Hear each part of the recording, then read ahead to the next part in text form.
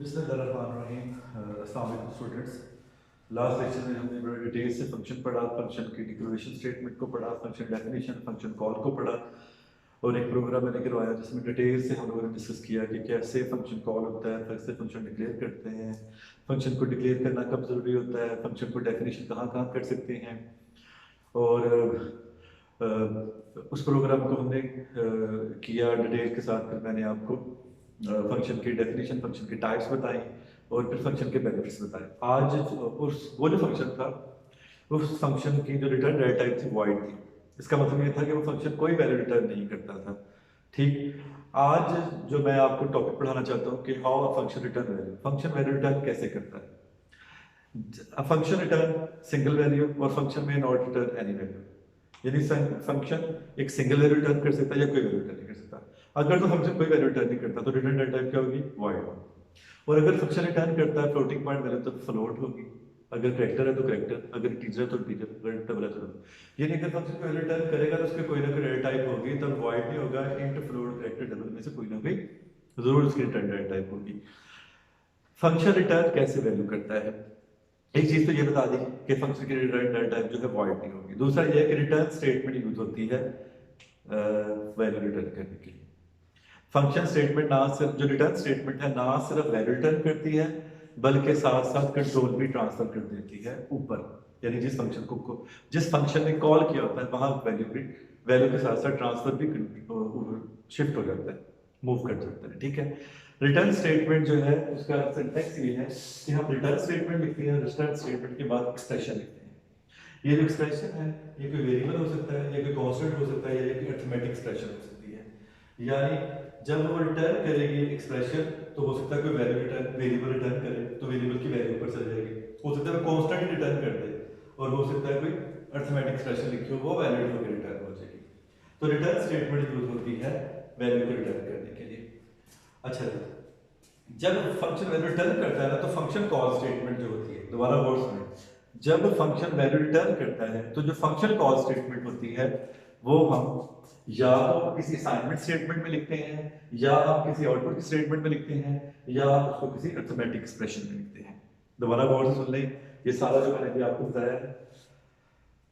Function return value कैसे करता है, रिटर्न स्टेटमेंट यूज होती है जी फंक्शन के वैल्यू रिटर्न करने के लिए।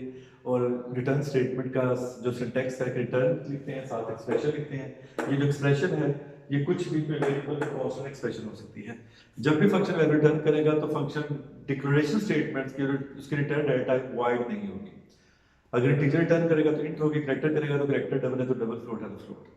ठीक है, और जब हम देखते हैं कि फंक्शन को वैल्यू रिटर्न करता है तो फंक्शन कॉल सिंपल नहीं होती। फंक्शन कॉल स्टेटमेंट को या तो किसी असाइनमेंट स्टेटमेंट के अंदर फंक्शन कॉल को लिखते हैं, या हम उसको किसी आउटपुट की स्टेटमेंट में लिखते हैं, या हम उसको किसी अरिथमेटिक एक्सप्रेशन में लिखते हैं। अब ये चीजें जितनी हैं, अब ये इसके लिए मैंने ये 3 प्रोग्राम लिख दिए जो आपको ये समझाएंगे।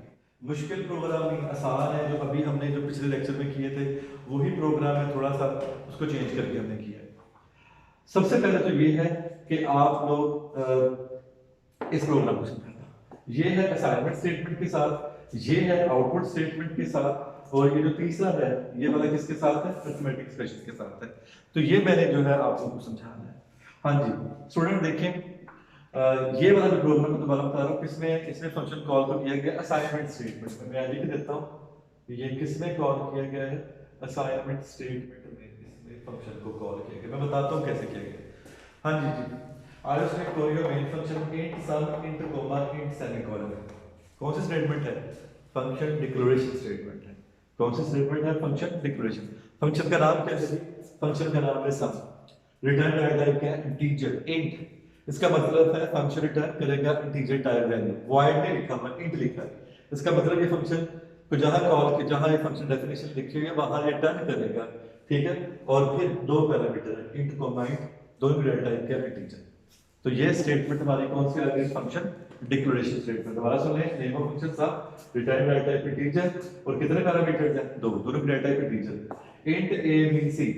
हाँ जी, कौन सी स्टेटमेंट है, वेरिएबल डिक्लेरेशन। तीन वेरिएबल क्रिएट होंगे, ए बी और सी। ठीक है, A equal 10, B equal to 5, यहां 10 आ गया, यहां 5 आ गया। C is equal to sum A comma B, पूरी स्टेटमेंट देखें, इतनी स्टेटमेंट क्या है, function call, sum A comma B, function call statement. जब फंक्शन कॉल करते हैं तो हम दो चीजें लिखते हैं, एक है फंक्शन का नाम और दूसरा पैरेंथेसिस के अंदर रिसेसिव पैरामीटर्स। कितने पैरामीटर्स है, दो, ए कोमा बी, क्योंकि हमने दो ही बताए, दोनों डेटा इंटीजर, ए और बी डेटा के इंटीजर है, तो ये दो पैरामीटर्स हम लोगों ने लिखे, सम ए कोमा बी। ये इतनी स्टेटमेंट क्या है, फंक्शन कॉल। लेकिन ये पूरी स्टेटमेंट क्या है, सी इज इक्वल टू, ये कौन सा ऑपरेटर है, असाइनमेंट ऑपरेटर। ये पूरी स्टेटमेंट क्या है, असाइनमेंट स्टेटमेंट है। हमने फंक्शन को किस में कॉल किया है, असाइनमेंट स्टेटमेंट में कॉल किया है। ठीक, यहां से कंट्रोल कहां आ गया, यहां ए की वैल्यू किसको मिल गई, एक्स, बी की वैल्यू किसको मिल गई, वाई को, एक्स और वाई और z क्रिएट हो गए। x की वैल्यू कितनी आ गई 10, y की कितनी आ गई 5, ठीक है, int z, z is equal to x plus y कितना हो गया 15, रिटर्न z, रिटर्न स्टेटमेंट बताया था। रिटर्न स्टेटमेंट यूज होती है वैल्यू को ट्रांसफर करने के लिए एज वेल एज कंट्रोल को ट्रांसफर करने के लिए। हाँ जी, जो एक्सप्रेशन हो सकती है वो क्या हो सकती है, कोई वेरिएबल हो सकता है। हाँ जी, z क्या है, वेरिएबल। यहां से कंट्रोल कहां जाएगा, यहां जाएगा इस जगह पर। z की वैल्यू कितनी है 15, 15 किसमें स्टोर हो गया, c में, तो c की वैल्यू कितनी आ गई 15। असाइनमेंट स्टेटमेंट है ना, इससे क्या आया, आपको ये एग्जीक्यूट हुआ और 15 यहां आया, 15 c को मिल गया, c की वैल्यू 15 होगी, c out sum is equal to, output में क्या लिखा जाएगा, सम इज इक्वल टू, और c की जगह c की वैल्यू क्या आ गई 15, गेट प्रोडक्ट। तो बताने वाली चीज है कि दो चीजें यहां पर, एक तो रिटर्न टाइप क्या थी, इंटीजर, दूसरा फंक्शन को कॉल किस में किया गया, असाइनमेंट स्टेटमेंट में फंक्शन को कॉल किया गया, ठीक है। तो जब जब कंट्रोल यहां आया, ये एग्जीक्यूट हुआ, रिटर्न z हुआ, z की वैल्यू यहां आई कितनी 15, c को मिली, और c out sum is equal to, sum is equal to आ गया c की वैल्यू 15 आ गई। तो ये हमने असाइनमेंट स्टेटमेंट में फंक्शन को कॉल किया था, ठीक। अब इधर आ जाए, ये हम किस में कर रहे हैं, आउटपुट स्टेटमेंट, आउटपुट की स्टेटमेंट। अब ये समझा आयोस्ट्रिंग chorio main function int sum int comma int. हां जी, क्या स्टेटमेंट है, फंक्शन डिक्लेरेशन। फंक्शन का नाम क्या है, सम, रिटर्न डाटा टाइप का इंटीजर, कितने पैरामीटर है, दो, दोनों डाटा टाइप का इंटीजर है। Int a comma b, a is equal to 10, b is equal to 5। दोबारा देखें, a और b रैम में a और b को 2 बाइट्स में, ठीक, a की वैल्यू 10, b की वैल्यू 5, 10 और 5, c out sum is equal to, c out sum is equal to, double quotes में लिखा है, ऐसे चला जाएगा, सम इज इक्वल टू, ये क्या है, sum a comma b, function call, function को कॉल किस में किया गया, आउटपुट की स्टेटमेंट में कॉल किया गया। Sum a comma b function call statement है, इसको किस में किया गया, आउटपुट की स्टेटमेंट में। यहां से कंट्रोल कहां आएगा, यहां आ जाएगा, a की वैल्यू किसको मिल गई, x को, b की वैल्यू किसको मिल गई, y को, कितनी होगी 10 और 5, return x plus z, 10 plus y 5, 15, return x plus b, यहां से कंट्रोल यहां गया, कितना 15, तो यहां आउटपुट में क्या आ गया 15। हाँ जी, इस प्रोग्राम में क्या है बच्चे, समझने वाली बात कि हमने फंक्शन को कॉल किया, किसमें, आउटपुट की स्टेटमेंट में कॉल किया गया है, डायरेक्टली वहां कॉल कर लिया, ठीक है। और यहां हमने क्या किया था, इंट z लिया, z equal to x plus y लिया, रिटर्न z किया, यहां हमने वो काम ही नहीं किया, सीधा लिख दिया रिटर्न x प्लस y, तो सीधा ही 15 आके इधर स्टोर हो गया। तो ये देखो, मैंने ये बताया था कि रिटर्न स्टेटमेंट के साथ हम जो एक्सप्रेशन लिखते हैं वो कोई वेरिएबल हो सकती है, जैसे यहाँ वेरिएबल है, एक कांस्टेंट हो सकती है, मैं आगे बताता हूँ, और अरिथमेटिक एक्सप्रेशन, ये अरिथमेटिक एक्सप्रेशन होगी, ठीक। तो ये हमने आउटपुट की स्टेटमेंट में किया। अब तीसरी रहती है अरिथमेटिक एक्सप्रेशन में कैसे करते हैं। आज ये वाला प्रोग्राम से ये किसके साथ है, अरिथमेटिक एक्सप्रेशन में हमने इसको फंक्शन को कॉल किया है। मुश्किल है, आसान है, iostream.h कोरियो.h main function int sum int comma int और आखिर में सेमीकोलन। ये स्टेटमेंट क्या है, फंक्शन डिक्लेरेशन स्टेटमेंट है। फंक्शन का नाम क्या है, सम रिटर्न टाइप का इंटीजर, कितने पैरामीटर्स, दो, इसका मतलब इंटीजर टाइप रिटर्न करेगा, फंक्शन का नाम सम है, दो पैरामीटर दोनों इंटीजर टाइप के, int a comma b comma res। ये स्टेटमेंट क्या है जी, वेरिएबल डिक्लेरेशन, इंट b और a b और RES आ गई, A की वैल्यू 10, B की वैल्यू 5, यहाँ 10 आ गया, 5 आ गया, 2 RES is equal to 2 into sum A comma B। ये स्टेटमेंट क्या है? Function call. और ये पूरी स्टेटमेंट क्या है? Arithmetic expression. बच्चे ये क्या है? Arithmetic expression. देखो इसके अंदर स्टैटिक आ गया, ठीक। ये अरिथमेटिक एक्सप्रेशन के अंदर हमने क्या किया? फंक्शन को कॉल किया। यहां से कंट्रोल किधर आया? यहां आ गया, a की वैल्यू x को, b की वैल्यू y को, ठीक है, x y और z, x z आ गया, z equal to x plus y कितना आ गया? z 15 आ गया, यहाँ 15, यहाँ 5 आया था और यहाँ 10 आया, वैल्यू ट्रांसफर हुई, ठीक है। हाँ जी, रिटर्न z ऊपर गया तो यहाँ आके कितनी वैल्यू आई? 15 को मल्टीप्लाई 2 किया, कितना हो गया? 30। RES में क्या हो गया? 30। C out result equal to, output में क्या लिखा जाएगा? रिजल्ट इक्वल टू, और RES की वैल्यू कितनी? 30।